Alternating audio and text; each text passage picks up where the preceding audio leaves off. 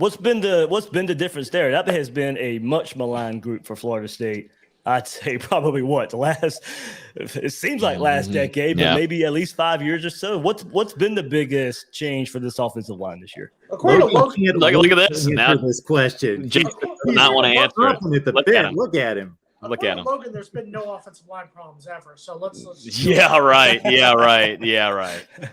No, that's at least for the last couple of months. It's really been them staying healthy. You brought in the transfers, and that's been able to bring in experienced guys that can play right away. And so you lost Bless Harris at the beginning of the season. That sucked definitely, but you threw in Jazz and Turnentine, and you had a few others. You got Dimitri Emmanuel on the inside that's played very well. It's just experience, and you brought back Dylan Gibbons. You've got Maurice Smith back at center too. So experience and health. These guys are staying healthy too, and it's helped a lot with the running game. It's helped these three guys in the backfield to get the yards that they have, and Coach Atkins too, continuing to build there and build depth. That's probably the biggest thing too, is building depth, bringing in freshmen. He's got a. Whenever we go to practice, I mean, he's got a gigantic group of players around him, and he's trying to do the same thing this upcoming season into next with just continuing to build that. It's just, you're right, it was atrocious play, that offensive line for a very, very long time, allowing DeAndre Francois to just get absolutely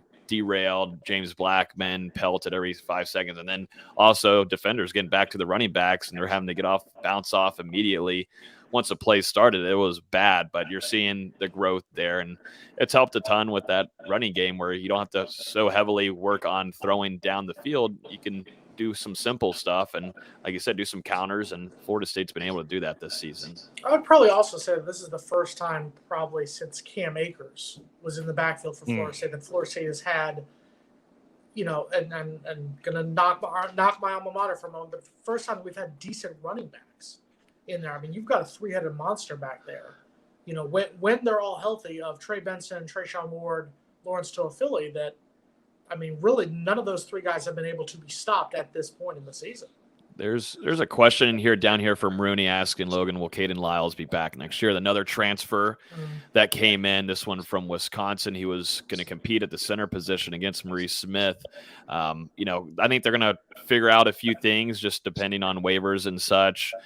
Once again, and a veteran player. He's been around he's at the practices. He's over there coaching, helping out some of the young guys. He's doing quite a bit, and I think they're going to try to get him back. It'd be nice to have that, depending on what Maurice Smith is doing, and adding competition to that center position is always nice. But we'll just keep an eye on it.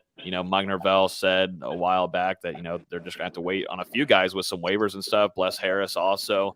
There's a lot of things that Florida State on the medical side of things are going to have to figure out with the NCAA, which is always the most fun ever dealing with them. They're a great group of people. Yeah, they're awesome.